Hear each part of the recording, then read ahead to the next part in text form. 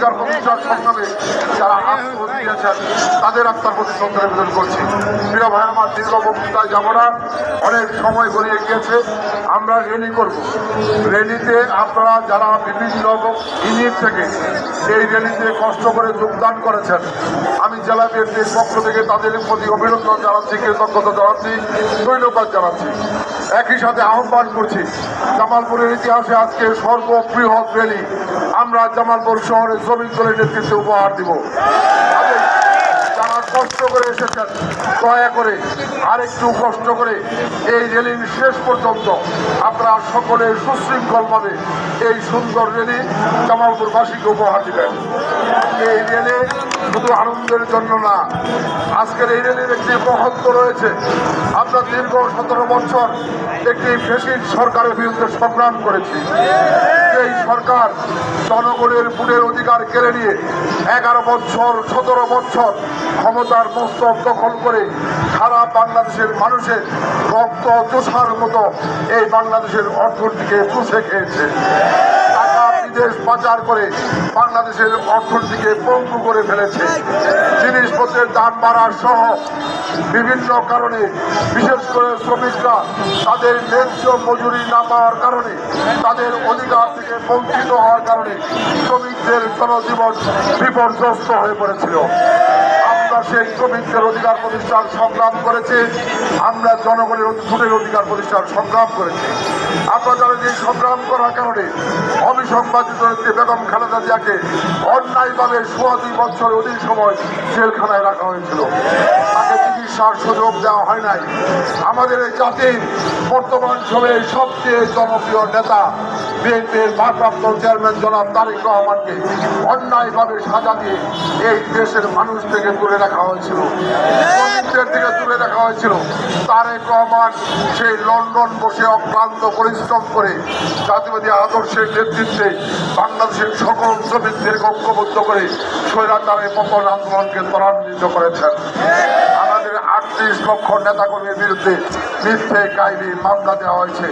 4,500 নেতাকর্মীকে হত্যা খুন করা হয়েছে। অনেক শ্রমিকরা তাদের কাজ থেকে বঞ্চিত হয়েছে, তাদের ন্যায্য মজুরি পায় নাই। অনেক শ্রমিক আন্দোলন করতে গিয়ে তার সন্তানের মুখ দেখতে পারে নাই, অনেকে মায়ের মুখ দেখতে পারে নাই। তারপরেও আমরা এই আন্দোলনে সফল হয়েছি। স্বৈরাচার শেখ হাসিনার পতন হয়েছে। কিন্তু যতক্ষণ পর্যন্ত এই জনগণের ভোটের অধিকার প্রতিষ্ঠা না হবে, ততক্ষণ পর্যন্ত আমাদের আন্দোলন চলবে।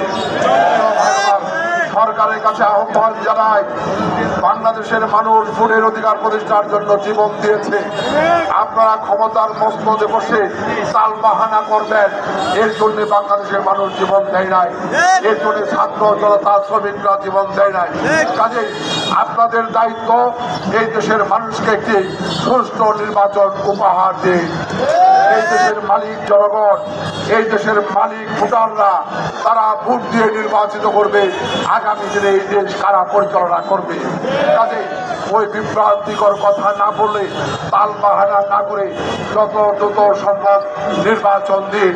শ্রমিকদের অধিকার প্রতিষ্ঠার প্রতি শ্রদ্ধা জানান, শ্রমিকদের ন্যায্য দাবি মেনে নেন। এই শ্রমিকরা আবার যদি রাজপথে নামে, কোন সরকারি ক্ষমতার মসনদে টিকে থাকতে পারে না। আমরা যত দ্রুত সম্ভব একটি সুষ্ঠু বা নিরপেক্ষ নির্বাচনের মধ্য দিয়ে জনগণের ভোটে নির্বাচিত, জনগণের কল্যাণে কাজ করা, শ্রমিকদের অধিকার প্রতিষ্ঠার জন্য সরকার নির্বাচিত করব। আমরা বিশ্বাস করি জনগণ ভোট দেওয়ার সুযোগ পেলে বিএনপি ক্ষমতায় আসবে, এর মধ্যে বিন্দু মাত্র কোনো সন্দেহ নাই। আগামী দিনে ক্ষমতায় আসলে সর্বপ্রথম শ্রমিকদের অধিকার প্রতিষ্ঠার প্রতি শ্রদ্ধা জানাবো। বক্তব্য না, আপনারা জানেন আমাদের বিএনপির প্রতিষ্ঠাতা চেয়ারম্যান, যিনি স্বাধীনতার ঘোষণা দিয়ে জাতিকে স্বাধীনতার সংগ্রামে লিপ্ত করেছিলেন, তিনি নিজের জীবনে বাজি রেখে রণাঙ্গনে যুদ্ধ করে স্বাধীন বাংলাদেশ উপহার দিয়েছিলেন। সেই জিয়াউর রহমান নিজে বক্তৃতায় ঘোষণা করেছিলেন যে আমি রাষ্ট্রপতি, আমি সেনাবাহিনীর প্রধানের চেয়ে আমি একজন শ্রমিক হিসেবে নিজেকে পরিচয় দিতে গর্ববোধ করি। আদর্শের সৈনিক আগামী দিনে শ্রমিকদের অধিকার প্রতিষ্ঠার সংগ্রামে যে কোনো কর্মসূচিতে শ্রমিকদের সাথে থাকুন, এই প্রতিশ্রুতি ব্যক্ত করে আমার বক্তব্য শেষ করছি। সবাই ভালো থাকবেন, সুস্থ থাকবেন। আল্লাহ আমাদের সকলকে হেফাজত করুক। আসসালামু আলাইকুম।